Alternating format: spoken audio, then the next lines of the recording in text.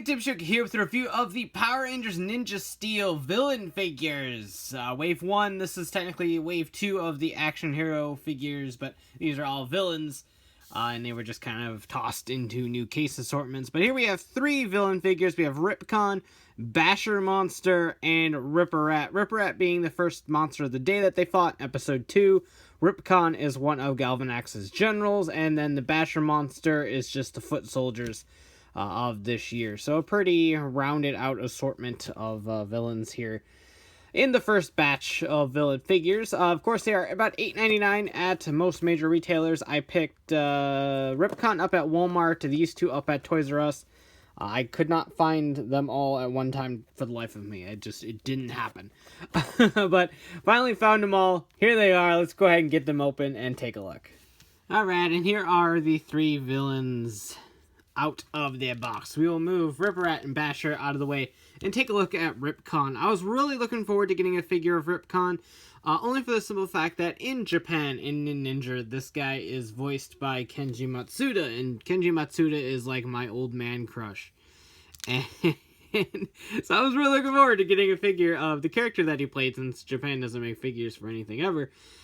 But Ripcon's English voice is awful. Like, trash tier awful voicing, but at the very least, he does not want to hold this sword, like, at all. But it's not a bad figure in terms of just general design. In terms of paint, it is terrible. Like, the detail is there. The details in the coat and the chest and even the head, as hard as it is to see, are there. It's just the figure itself is painted horribly, and I got wounded trying to open the package for this guy. But yeah, it's not good. It is not good at all. It is pretty much just flat pieces of plastic. You've got that right. Other than a few paint details here or there, it's just kind of upsetting. Especially compared to how good the Rangers generally are. It's just this guy is not good. Like I said, the figure itself is okay. It's just the paint applications are awful. Articulation wise, you have a rotation on the head that is incredibly tight, but it can't rotate all the way. There we go, proved it. And it's the same articulation for the Rangers pretty much. After that, you have a soft ratchet joint up there in the shoulder, a single joint at the elbow, a swivel system on the hip, and a single joint at the knee. No thighs, no rotation at any boot cuffs or anything like that, which is a little bit of a bummer, but not super duper important compared to the Ranger figures. But hey, it is what it is. But like I said, what kills this figure is not the figure itself, but just the lack of paint applications. If you were to be a customizer, hashtag Reggie, and like deco this figure, it would probably look really good. But right out of the box, as it is, not too grand of a figure. Sorry, bud. I was excited for you, but alas, it was not meant to be. Here's Ripperrat, and he's not terrible. Ripperrat doesn't have a whole lot of color in him to begin with, so the figure itself looks okay.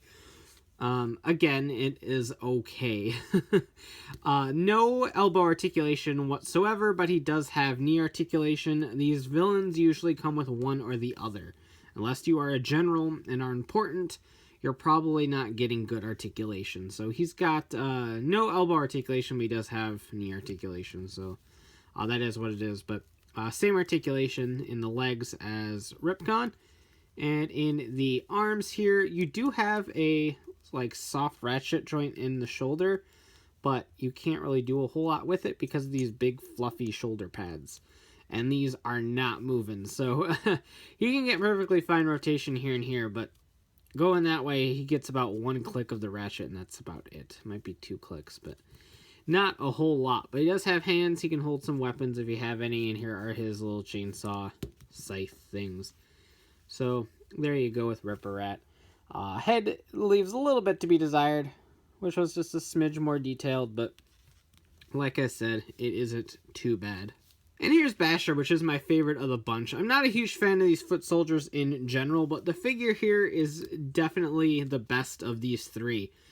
in my opinion. I think the only thing that would make this one a little bit better is if you wanted to do a black wash through the armor here to make those panel detailings stand out a little bit. But other than that, you do have a rotation at the head, just a rotation. You ain't looking up or anything like that.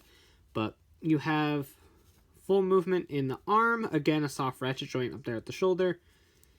And right there at the leg. So same articulation as Ripcon. No joints in the... down here. The thigh. No, that thigh's up here. Boot cuff is what I want to say. I don't know what muscles or muscles. Muscles or muscles. But you got his weapon right here. The whatever this is called. I don't know if it actually has a name or not. I guess it's the thing that they bash with because they're called bashers. But yeah, he's a nice little figure. A fun little figure to army build too. It kind of sucks when we have to army build a like horrible figure, but this one is definitely pretty good. And like I said, the best of the bunch because he doesn't have a whole lot that gets in the way. He doesn't have like extravagant coats or panel detailings or anything like that like Ripcon does. So they can make a nice solid posable little figure. So pretty good job on this guy. Interesting to see if or how we get the other versions of this one because they get a upgrade pretty early in the series where they have like hats and stuff. So it'll be interesting to see if we get some more of those. But that is it for the Basher, and that is it for the Wave. Overall, these guys aren't too bad.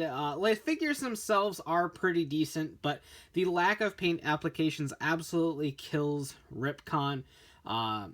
Ripperrat is more or less in the middle of the line. It's all right for what it is. He doesn't have a whole lot of detail to begin with. But the Basher is the one that pleasantly surprised me. I wasn't expecting to like it as much as I do. And it needs, honestly, very little additions to make it a pretty good figure. Right out of the box, it's the best of the three for sure. And a fun little figure to army build as well. So if you really want to amp up your display with villains, go ahead and pick these up, I guess. But at the end of the day, I think all you really need is probably Ripcon, as ugly as he is, just because I think collecting the villain generals is always really fun. But if villains aren't your thing, just stay away from these guys. You aren't missing a whole lot. So that about does it for this review. Please like, comment, subscribe, hit that bell so you never miss a cool video like this one. And as always, thanks for watching, take care, and have a great one. Bye!